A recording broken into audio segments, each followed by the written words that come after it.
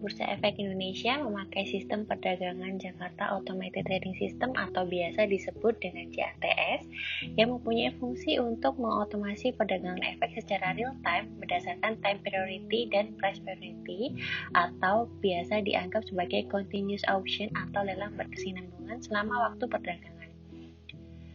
Seiring perjalanan waktu, sejak 14 Mei 2012, BI mengubah sistem perdagangan JATS NextG versi 1.11 menjadi JATS NextG versi 2.0.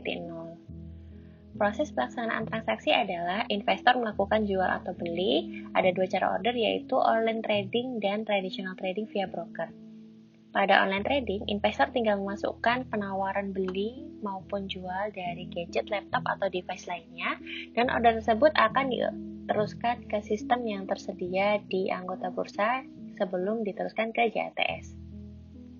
Sedangkan untuk order via broker, investor memberikan instruksi kepada broker kapan saham harus dibeli dan dijual, dapat dilakukan secara langsung atau datang ke kantor broker, telepon, atau layanan pesan singkat atau short message service.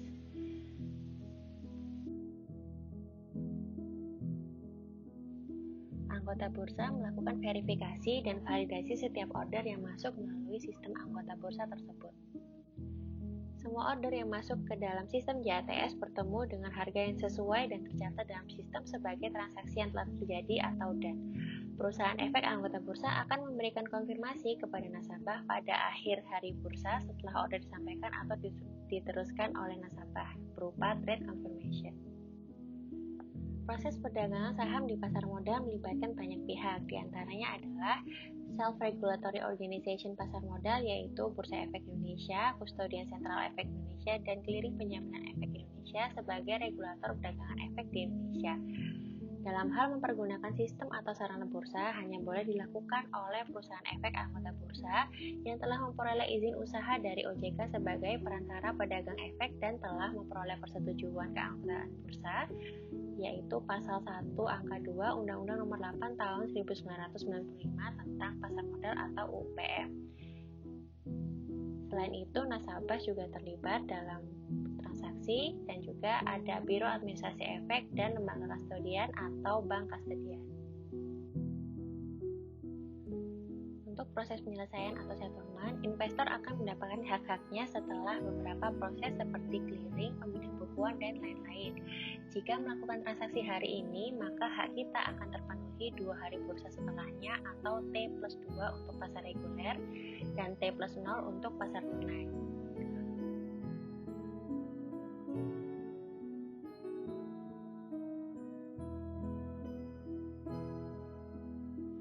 Dalam hal kewajiban anggota bursa untuk menyerahkan efek tidak dapat dilaksanakan sesuai dengan ketentuan, maka anggota bursa tersebut wajib untuk menyelesaikan kewajibannya dengan uang pengganti atau disebut dengan alternate cash settlement yang besarnya ditetapkan sebesar 125% dari harga tertinggi atas efek yang sama yang terjadi di pasar reguler dan pasar tunai yang penyelesaiannya jatuh tempo pada hari yang sama, dan pasar reguler pada sesi 1 pada hari penyelesaian transaksi yang jatuh temponya sebagaimana tersebut. Penyelesaian transaksi bursa di pasar negosiasi ditetapkan berdasarkan kesepakatan antara anggota bursa jual dan anggota bursa beli dan diselesaikan secara per transaksi, tidak netting. Bila tidak ditetapkan, penyelesaian transaksi bursa dilakukan selambat-lambatnya pada hari bursa kedua setelah terjadinya transaksi, disebut T+2, atau hari bursa yang sama dengan terjadinya transaksi T+0, khusus untuk hari bursa terakhir perdagangan hak memesan efek terlebih dahulu atau right issue. Penyelesaian transaksi bursa di pasar negosiasi dilakukan dengan pemindah bukuan secara langsung oleh anggota bursa jual dan anggota bursa beli dan tidak dijamin oleh KPI. Perdagangan di pasar reguler dan pasar tunai harus dalam satuan perdagangan atau round lot atau kelipatannya, yaitu 100 efek. Maksudnya adalah 100 lembar. Perdagangan di pasar negosiasi tidak menggunakan satuan perdagangan atau tidak round lot. Jadi satuan perdagangan untuk pasar negosiasi adalah dalam lembar. Apa itu fraksi harga saham? Fraksi harga saham adalah sistem yang berperan sebagai pedoman negosiasi atau tawar-menawar dalam perdagangan saham sesuai dengan harga sahamnya beserta maksimum perubahan harganya. Ada 5 fraksi dalam aturan Bursa Efek Indonesia, yaitu fraksi harga Rp1, terdiri atas kelompok saham yang memiliki harga kurang dari Rp200 per saham. Untuk fraksi harga Rp2, terdiri dari kelompok harga saham antara Rp200 sampai dengan Rp500 per saham. Fraksi harga Rp5 berlaku untuk kelompok harga saham Rp500 sampai dengan Rp2.000.